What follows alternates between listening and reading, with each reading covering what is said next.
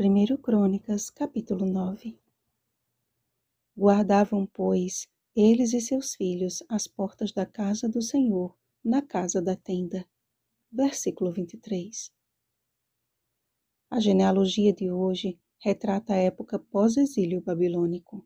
Jerusalém voltou a ser habitada pelos israelitas, os sacerdotes, os levitas e os servos do templo. Também alguns de Judá, de Benjamim, de Efraim e de Manassés habitaram em Jerusalém. As coisas começaram a funcionar como antes, bem como o serviço no templo. Cada um reassumiu suas atribuições de acordo com o que Deus havia determinado. Naquele tempo, Finéias regia o templo como sacerdote e o Senhor era com ele. Os porteiros tinham o dever de montar guarda nas portas da casa do Senhor, e manhã após manhã abriam as portas e guardavam o templo. Outros também eram encarregados de cuidar dos utensílios do ministério, além daqueles que cuidavam dos móveis, dos objetos e dos materiais utilizados nas cerimônias. Os filhos dos coatitas cuidavam de preparar os pães da proposição para todos os sábados. Já os cantores moravam no próprio templo e não tinham outro serviço, porque de dia e de noite estavam ocupados no seu mistério. O santuário e tudo o que ali era realizado apontava para Cristo e o plano da redenção. Todos os que serviam no santuário deveriam estar em harmonia com o que o Senhor havia ordenado, em conformidade com o que ele disse a Moisés. Vê, pois, que tudo faças segundo o modelo que te foi mostrado no monte. Êxodo capítulo 25, versículo 40. Dois relatos do capítulo de hoje me chamaram a atenção. Os porteiros estavam guardando os 4 ventos, ao oriente, ao ocidente, ao norte e ao sul. No livro de Apocalipse, encontramos João descrevendo a seguinte cena. Vi 4 anjos em pé, nos 4 cantos da terra, conservando os 4 ventos da terra. Apocalipse capítulo 7, versículo 1. Estes anjos também têm a missão de guardar. No caso deles, guardam a terra da destruição final, até que os servos do Senhor estejam todos selados. Apocalipse capítulo 7, versículo 3. Outro detalhe interessante é sobre os cantores. O seu serviço era de contínuo revezamento. Portanto, o santuário não era um lugar silencioso, mas de solene e constante melodia. As vozes dos cantores e os instrumentos eram ouvidos de dia e de noite. Em Apocalipse 4:8, também podemos encontrar algo semelhante.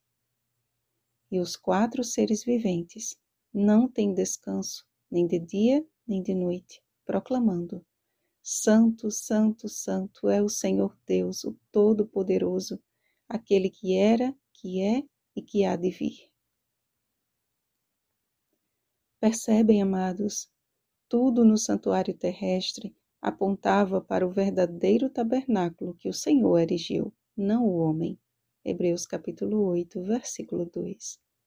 Era como uma maquete do santuário celeste, ilustrando em cada detalhe que Deus tinha um plano para nos tirar da enrascada em que viemos parar. O Senhor capacitou pessoas diversas com diferentes funções para a ministração de sua obra.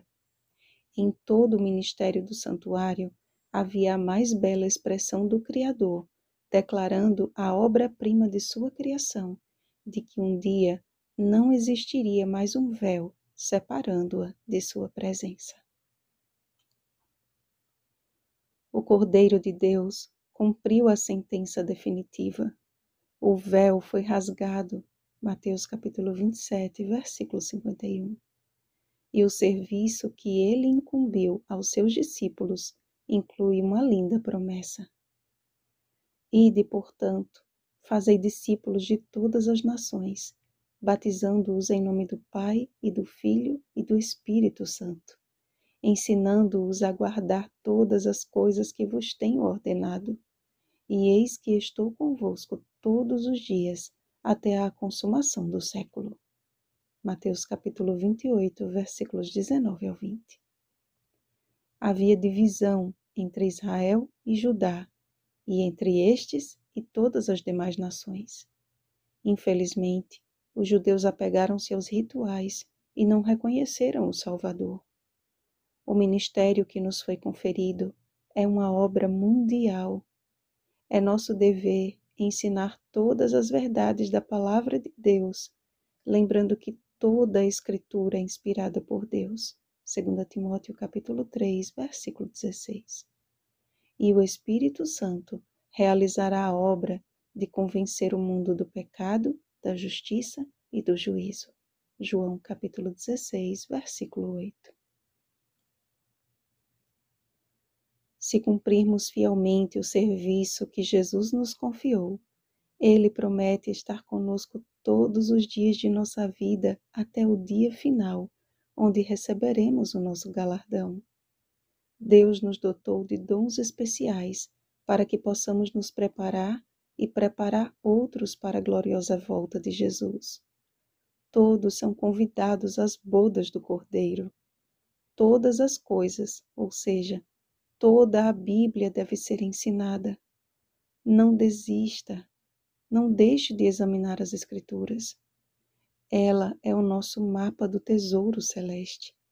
Com ela, não erraremos o caminho e seremos sempre capacitados para a obra do ministério da casa de Deus. Vigiemos e oremos. Bom dia, obreiros do Senhor. Oremos pelo batismo do Espírito Santo. Oremos uns pelos outros. Rosana Garcia Barros.